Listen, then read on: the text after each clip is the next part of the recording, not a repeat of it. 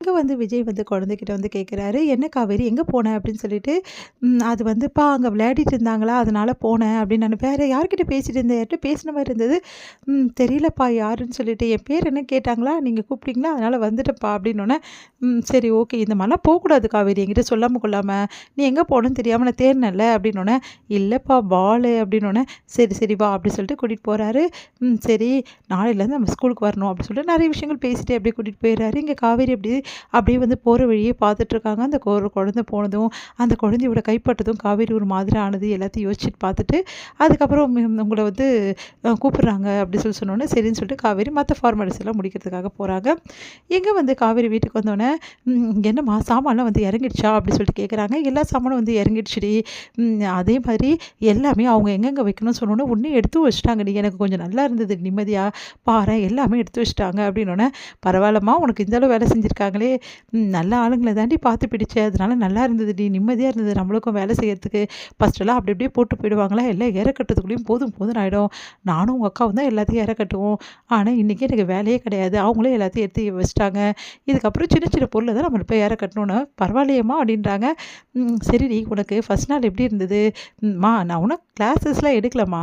நான் ஒண்ணுமா ஸ்கூலு அவ்வளோ நல்லா இருக்குமா. அங்க இருக்கிறவங்க எல்லாம் நல்லா பேசுறாங்க, பழகுறாங்க. ரொம்ப சாஃப்ட்டா நடந்துக்கிறாங்க அப்படின்னாங்க. அம்மா இன்னொரு விஷயமும் நான் உன்கிட்ட சொல்லணும்மா. என்னடி அப்படின்னோனே, இன்னைக்கு ஒரு ஸ்பெஷல் டே தெரியுமா? என்னடி அப்படின்றாங்க. இல்லம்மா நான் இன்னைக்கு குட்டி குழந்தைய ஒருத்தர மீட் பண்ணேம்மா. ஒரு சின்ன பிள்ளை. அவள பார்த்தோனே எனக்கு அவ்வளோ பிடிச்சு போச்சும்மா. ஆனா உண்மையிலேயேம்மா எவ்வளோ குழந்தைங்கள நான் பார்த்துருக்கேன். ஏன் நம்ம அக்கா குழந்தைய கூட இருக்கால்ல. யார பார்த்தாலும் சரி, எனக்கு இந்த மாரி உணர்வு ஏற்பட்டதே இல்லம்மா. அந்த குழந்தைய பார்த்தோனே எனக்கு அவ்வளோ பிடிச்சு போச்சும்மா. அதுவும் அந்த குழந்தை என்ன இடிச்சுட்டாளாம்மா. இடிச்சுட்டோனே குழந்தைங்க கம்முனு தானே நிப்பாங்க. ஆனா அவ அழகா சாரி சொல்றாம்மா. என் மேல தான் தப்பு. உங்க மேல எந்த தப்பும் இல்ல அப்படின்னு சொல்றாம்மா. அது கேட்டுட்டு எனக்கே ஒண்ணும் புரியலம்மா. இந்த சின்ன வயசுல இவ்ளோ ஒரு குழந்தைக்கு பணிவு இருக்குமாம்மா? என்னால நெனச்சு கூட பார்க்க முடியலம்மா. அந்த படி வளர்த்துருக்காங்கடி. எனக்கு அந்த குழந்தைய பார்க்கும்போது ஆசையா இருந்ததும்மா. நான் சொல்றேன் என் மேல தான் தப்புன்னு. ஆனா அவ சொல்றா, அவ மேல தான் தப்புன்னு சொல்லிட்டு, சாரி அப்படின்னு சொல்லிட்டு சாரி கேட்குறாம்மா. பரவாயில்லடி சின்ன வயசுலயே இவ்ளோ அளவு பணிவு இருக்குமா பாரேன் அப்படின்னு சொன்னோனே, எனக்கும் அந்த குழந்தைய பார்த்தா ரொம்ப சந்தோஷமா இருக்குடி. உண்மையிலேயே அந்த குழந்தை நல்லா தாண்டி வளர்த்துருக்காங்க. இந்த மாரிலாம் பாரும்மா எப்படிலாம் வளர்க்குறாங்கன்னு சொல்லிட்டு, குழந்தை இந்த மாரி அன்போடும், பண்போடும் இருக்கிறது பெரிய விஷயமா. அதுவும் அந்த பொண்ணுக்கு எனக்கு தெரிஞ்சு யூகேஜிக்கு தான் படிப்பான்னு நெனைக்கிறேன். எல்கேஜி, யூகேஜி தான் படிக்க வேண்டியது இருக்கும். ஆனா அந்த குழந்தை என்னோட கிளாஸ்க்கு நல்லா இருக்கும்லம்மா. தெரியலையேடி. நல்லாருக்கும்மா. எனக்கும் யூகேஜி செக்ஷன் தான் குடுத்துருக்காங்க. ஏ செக்ஷன் குடுத்துருக்காங்க. அந்த குழந்தை என்ன செக்ஷன் தெரியலையேம்மா அப்படின்னு சொன்னோனே, சரிடி பரவால்ல. அந்த குழந்தை அங்க தானே இருக்க போறா. அப்புறம் உன் செக்ஷன்ல என்ன வேற செக்ஷன்ல இருந்தானா? பார்க்கலாம்மா. என் செக்ஷன்ல வந்தா நல்லாயிருக்கும்னு தோணுது. அதுக்காக சொன்னேம்மா. சரிடி, சரிடி. அந்த குழந்தைய பத்தி பேசிட்டு இருக்கல்ல அப்படி சொன்னோனே, ஆமாம்மா அந்த குழந்தை பார்த்ததுலேருந்து மனசு ஏதோ பண்ற மாதிரி இருக்கும்மா. ரொம்ப சந்தோஷமா இருக்கும்மா. எனக்கு என்னன்னே தெரியலம்மா. இனம் புரியாத ஒரு சந்தோஷம் என் மனசுல ஏற்படுதும்மா.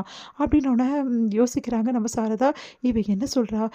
இந்த குழந்தைய பார்த்ததுக்கு இவ்ளோ சந்தோஷப்படுறாளே! அவ 10 மாசம் சுமந்து பெத்து குழந்தை இருக்கு உனக்கு அப்படின்னு சொன்னா எவ்ளோ சந்தோஷப்படுவா. அந்த குழந்தைய பார்த்து எப்படியெல்லாம் சந்தோஷப்பட்டுருப்பா. ஆனா அத அனுபவிக்க முடியாத இருக்காளே! நானும் ஒரு பாவியா இருக்கனே! அவகிட்ட சொல்ல முடியாம தவிச்சுட்டு இருக்கனே! உனக்குன்னு ஒரு குழந்தை இருக்குடி. இதே வயசுல இருக்குடி அப்படின்னு சொல்லிட்டு நான் எப்படி சொல்லுவேன்? அப்படின்னு சொல்லிட்டு யோசிச்சுட்டு இருக்காங்க. காவேரி உண்மையிலேயே ரொம்ப பாவம். பெத்த குழந்தைய பிரிஞ்சிருக்க நிலைமை யாருக்குமே வரக்கூடாது. அவளுக்கு வந்திருக்கு அப்படின்னு சொல்லிட்டு மனசு கஷ்டப்படுறாங்க சாரதா.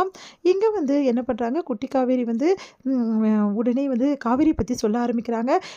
நானு ஒரு மிஸ்ஸ மீட் பண்ணேன் டாடி. அந்த மிஸ்ஸு ரொம்ப நல்லவங்களா இருக்காங்க. என்ன சொல்ற? ஆமா டாடி. அவங்க என்கிட்ட தெரியாம இடிச்சுட்டாங்களா? அப்போ என்கிட்ட எப்படி சாரி கேட்டாங்க தெரியுமா? அப்படி சொல்லிட்டு ஆக்ஷன் பண்ணி காட்டுறா. காதுல கை வச்சு இப்படி சாரி கேட்ட மாரி, அப்படியே தூக்கி வாரி போடுது விஜய்க்கு. எப்படி காவேரி? அப்படின்னோனே இந்த மாரி கேட்குறாங்க. இது அப்படியே காவேரி பண்ண விஷயம் அப்படியே ஞாபகம் வருது விஜய்க்கு. அப்படியே கியூட்டா ரசிக்க ஆரம்பிக்கிறார். நிஜமாவே இப்படிதான் கேட்டாங்களா? நிஜமாவே இப்படிதான் கேட்டாங்க டாடி. நானும் எதிர்பார்க்கல. கண்டிப்பா அவங்க மிஸ்ஸா தான் இருக்கணும். எனக்கு அவங்கள ரொம்ப பிடிச்சிருச்சு டாடி அப்படின்னோன அப்படியே யோசிச்சுட்டே பார்க்குறாரு நம்ம விஜய் என்ன சொல்றதுன்னு.